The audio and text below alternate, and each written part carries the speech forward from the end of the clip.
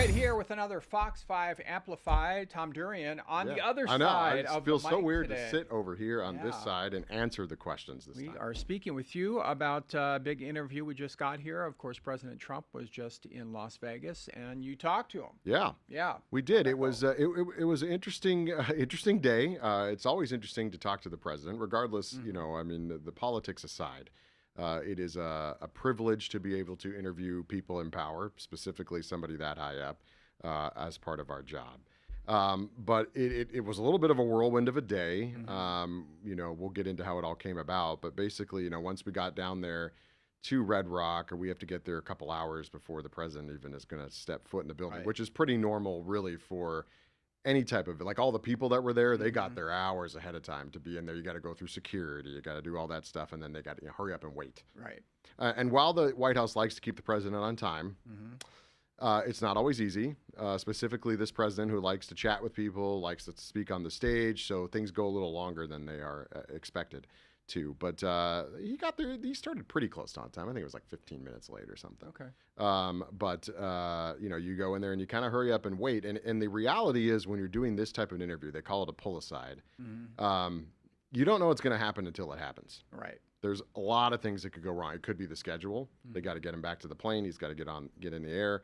It could be the day's events, you know. And that day we were dealing with Iran was on the back burner, not the back burner, but the back of everybody's minds. Right. And there could have been developments there that would have stopped us from getting the interview. So honestly, until he actually walked into the room, I thought, well, you know, there's still a chance that this doesn't happen. Yeah, you're right. We just wait. I've been there a couple times where you just, you know, wait, and then you get in and get a couple minutes. And now we were supposed to get maybe 5 minutes. Yeah. Did you get a little more than that? I think we got like just about 6. You know, I think it was about 4.5, 5 minutes of questions back and forth. And I prepared questions in mind with, obviously, he's here in Nevada for a reason. And obviously our viewers want to talk about that. So I had a few local questions that I wanted to ask him. And then I wanted to ask him about Iran. And the reason behind that was, you know, he had not been in front of a camera or anybody questioning about that in, you know, 12, 13, 14 hours since basically he took off from Los Angeles. He did a gaggle outside Air Force One. So I knew that if he was going to make news, or if something happened overnight that we didn't know about, I needed to start with that question in case he made news. Because, you know, the way TV works now and how everything's so easy to transmit, if there was something that made news there, we could easily send it to Fox News Channel, CNN, whoever needed it, and get it out there right away. So that's how I prepared the questions. The president, as we all know, likes to talk. You know, he was up on stage there for more than an hour.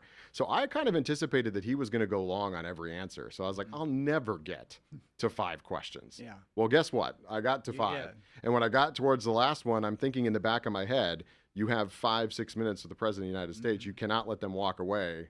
You know, if we've done an interview in the field with somebody about a house fire, at some point you've asked all the questions you can ask, and you're going to say, okay, well, Thanks. thank you. I think we We're got done. what we need. Yeah. You don't do that here. You go until they give you the wrap. And so there were a couple questions that I had thought about putting on the list that I didn't, so that's kind of what I went to afterward. But the way it worked was...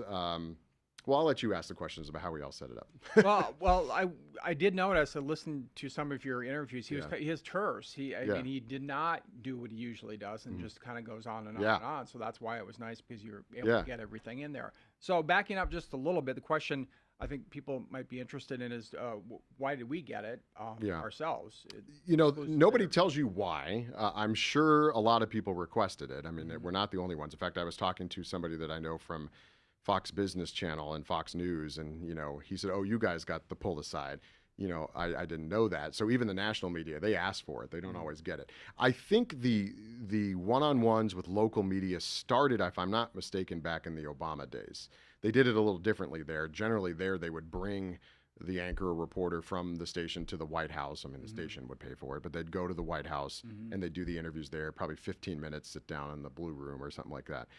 Trump started these where he goes to a local market and he'll talk to a station. And in my last market, we had a political reporter who had been there quite a long time. And in that way of why did he get the interview, it was, as a lot of things are, relationships. You know, Reince Priebus, who used to be the president's chief of staff, he's from Wisconsin. He was very well known. This political reporter had been a political reporter for decades in Wisconsin, so they had that connection. Here, when the president first announced he was coming, I got a hold of our assignment manager, Cody Lee, and I said, we need to ask for the interview. Right. We need to ask for the interview. The president was here in April, as you know, and we were trying to connect then, and it just didn't work. So we asked again. And to our surprise, or they said yes. You know, now, again, it's not going to happen until it happens. So they said yes, but there's a lot of going back and forth. There's security checks. There's you know, they to their credit, they didn't ask what we were going to talk about before. They didn't ask for the questions. They wanted a general idea of what we were going to talk about. Any White House knows what they're going to get asked about. There's not one communications person in that room that doesn't know the things I'm going to come up with and ask, because that's their job. To know, to prep the president with, well, he might ask about this, he might ask about that. Here's what's going on in Nevada. And so that was it. And then again, we went back and forth. We had to go through the security background check, as anybody normally would. That gets that close to the president. And yeah, and then it happened. So we were there sitting in the traveling press pool area until they came and got us. So after the president got there, they came and pulled us back. And it's interesting because our photographer, Eric Green, who I know you've worked with a lot, you know, it was real, but it wasn't real until we went backstage. And if you remember from the White House Correspondents Center, the heavily armed people that protect the president, they're all backstage. They're no more than a few feet from him at all times. And that was when it really became real, when we came around the corner and saw that. And so, and then there was a lot of waiting. He was on stage, and we could hear it. I couldn't see anything. There was a little moment that he had with the kid that almost walked off the stage. I didn't see any of that. I didn't know about any of that until afterward. And that's, I think, what people don't realize in this job is you think we're seeing everything. A lot of times we're stuck in a closet or somewhere else waiting for some, not just with a story like this, but with other things where we don't see it. And so I didn't know about that till later. But we essentially waited. The people got, you know, the areas the way they wanted it with the flags and stuff. And then as soon as the president came off stage, within 30 seconds, he walked into the room. He went right into the room. He came right up to me, shook my hand. We did the interview, which anybody can watch on Fox 5 Vegas in its entirety. And at the end, I said to the president, I interviewed you 20 years ago, 22 years ago. It's like, oh yeah, I remember that very clearly. Dowdy remembers me. Probably doesn't remember me at all. I mean, I didn't expect him to, but it was when he was the host of The Apprentice.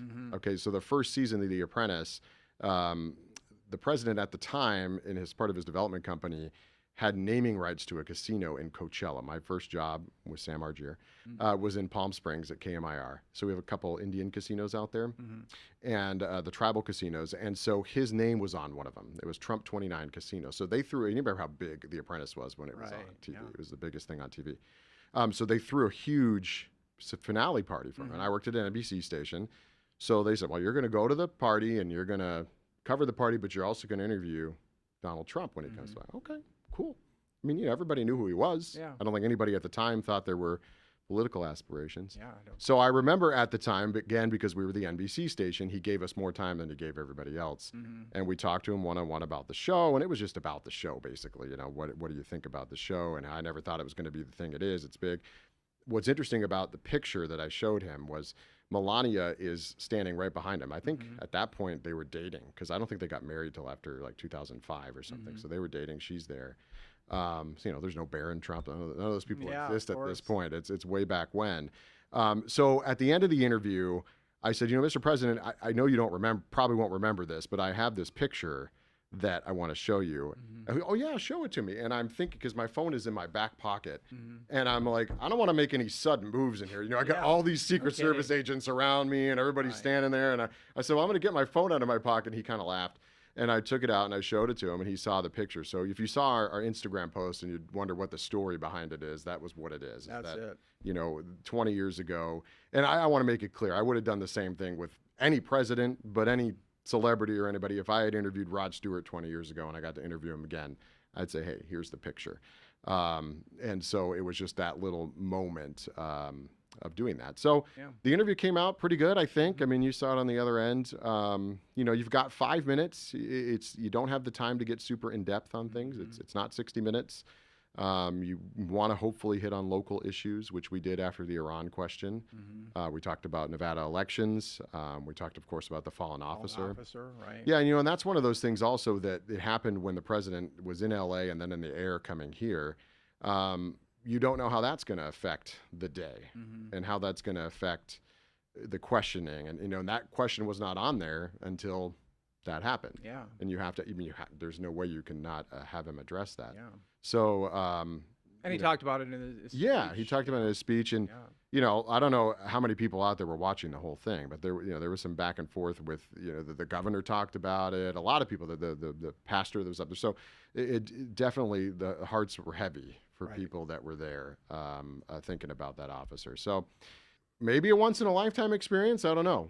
Yeah. We'll try. We'll ask the president if he'll talk to us when he comes back next time. I don't know if he will. Yeah, it's kind of interesting what you get if you just ask. You just never know. And obviously made time for us, which is great. So I am curious though. So when he came in, or when how many people were around you? So what's interesting is that's where people tell you it's sort of a blur, like that you won't remember it. That it's this thing, and I say that with people that I know that have met President Obama, President Biden, President Bush, that this person is the president of the United States, regardless of what you think of their politics. They are the leader of the free world, and you're getting time with them face to face.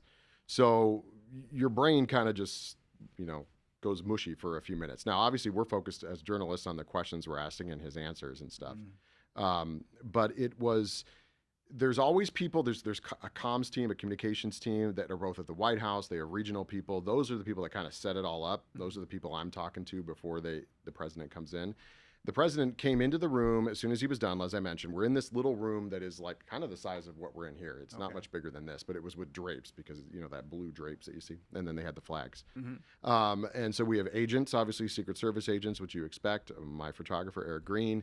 And you have the comms team that are in there with you. And then, but what I didn't notice is the whole time, so the president comes up to me, we say hello, we do the interview, he leaves, and they said, just stay here until he leaves, and once he gets out of here, then you guys can do whatever you need to do. Right.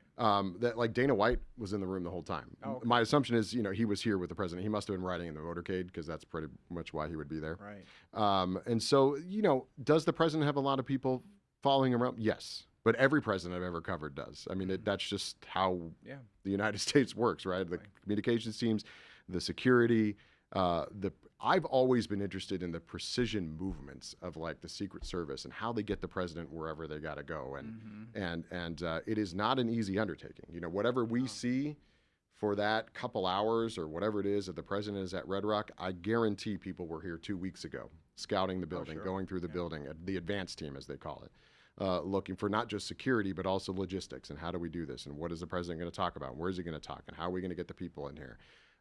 So it's always very interesting to see. It was something that will definitely go down at the top, sort of the top of the list of journalistic days in our career that you get, that you'll never forget. So was there anything that surprised you that he said or mannerisms or anything? No, I know the president is not the biggest fan of the media all the time. So that was the only thing I think in my head. I was like, is he going to come already not liking me when he can? No. And I honestly, to be fair, he couldn't have been nicer. And all the people couldn't have been nicer. And, I think he answered the questions like I thought he would. Again, in that particular moment and in the particular news day that we were asking him questions, there wasn't a huge amount of news made that needed to get out right away, right? Some of the Nevada-specific questions we knew we would want to keep and use for other things. So it wasn't super surprising, but I expected it to be this, the air gets sucked out of the room and you're just like, oh my God, I got to interview. And it wasn't like that. It was very, very relaxed. Right. And, and here's a guy that obviously has been on TV for 30 years, 20 years, 30 years. He knows the lights and he knows what his angles are and where he needs to be. So that I think is different than other people that are almost at that level that I've interviewed. I mean, he knows what's going on. And so, the answers were sort of what I expected. Yeah. There hadn't been a lot of developments in Iran overnight, so it was pretty much sort of what he had said on this, the gaggle outside Air Force One. So, yeah, I mean, it was an interesting day. And, we do it to ask questions for the folks that live here. And and hopefully get them answers. And we'll try again. We'll see if we can get it next time. Nice He'll be here a lot next time. Yeah, I don't know that'll happen. I know, but you always wanted to, because 5 minutes just goes. 5 minutes has gone so fast, and and you don't get a lot of time to follow up on things. If you do have a follow-up question, I did follow up a little bit on Iran, but it's hard to do that. But one question I did ask the president, and that was, will you be back? And he said, absolutely, because Nevada is so important. It's important in obviously a couple reasons, right? He's going to come here because he wants Lombardo to get reelected.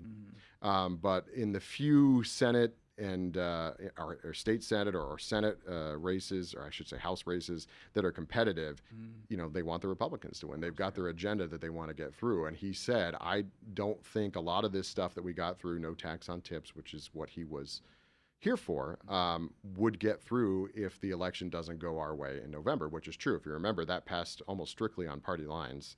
So if they lose the majority, they're not going to be able to get as much legislation through and get his agenda through. So he's really got it. He's going to show. I guarantee you, he'll show up here. He'll be in Wisconsin a lot, and a couple of the other states where Michigan, basically the swing states, the ones that are swing states for presidential elections, are also going to be very important in the midterm. So he'll be back to those states and be, hoping to get his people out there and winning. Yeah, until he returns. Then. Until next time. And we'll ask. I don't know if they're going to say yes. We'll ask again. Maybe we'll ask again. You never know, though. All right, Tom, thanks. Thanks. All right, thanks for watching today.